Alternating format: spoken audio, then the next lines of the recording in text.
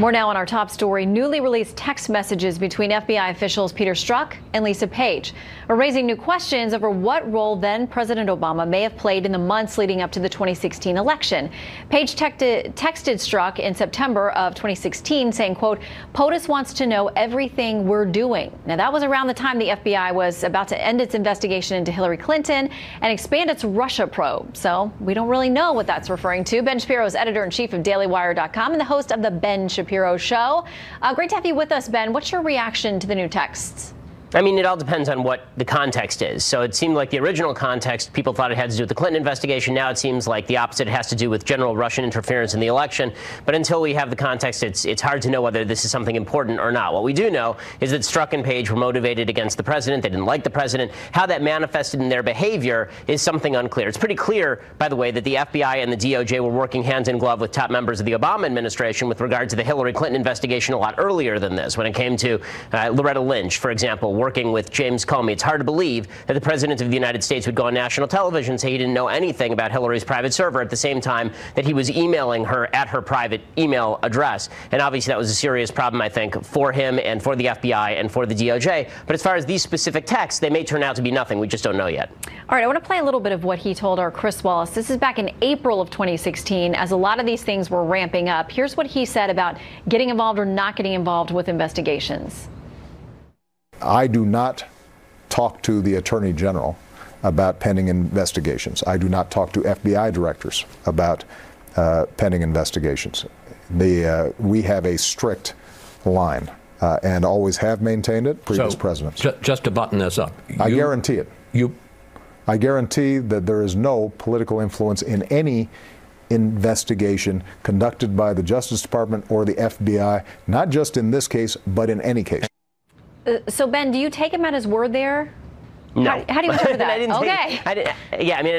didn't take him at his word, you know, when he said it, and I didn't take him at his word before these texts came out, because there were other texts from Page and Strzok talking specifically about going easy on Hillary Clinton because she might be elected president of the United States. So this latest round of texts, again, seems to me almost irrelevant. I think it's the earlier texts that make more of a difference with regard to the Hillary investigation.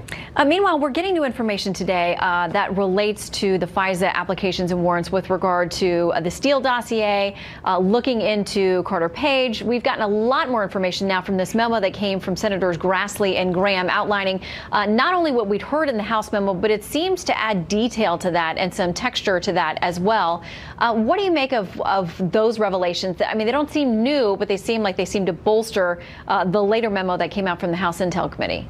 They do add some depth of accusation and allegation to the actual Nunes memo. Well, what they essentially allege is that there were Hillary Clinton advocates, friends who were in Libya who were funneling information to the State Department after Hillary left, obviously, but there were still people she'd worked with. And the State Department was then funneling that information to Christopher Steele, who was then packaging that information and handing it over to the FBI. If that's the case, it looks like the State Department was being used as a go-between for bad information pushed forward by Hillary Clinton allies, including perhaps Sidney Blumenthal, if Trey Gowdy's implication means anything. If that's the case, then one of two things could be true.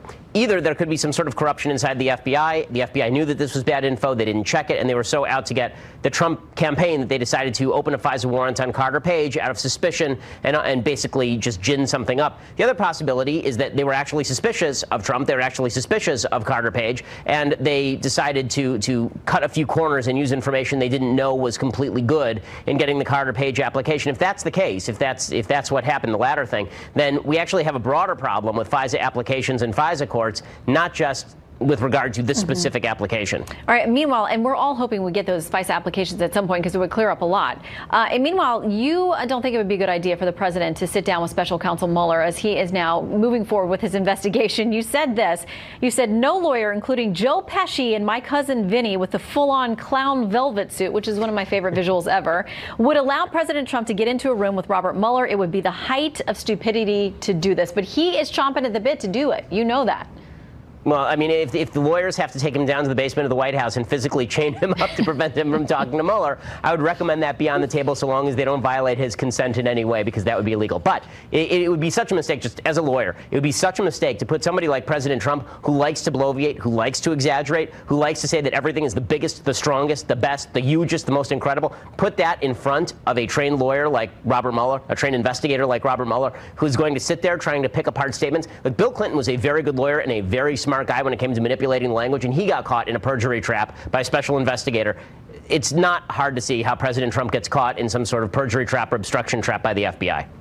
Ben Shapiro, thank you very much. And by the way, I'm going to have to check out My Cousin Vinny again this weekend. Just some of the best courtroom scenes ever in history. Ben, thanks. Absolutely. Thanks so much. All right, coming up, a New Hampshire woman's fighting to keep her identity secret after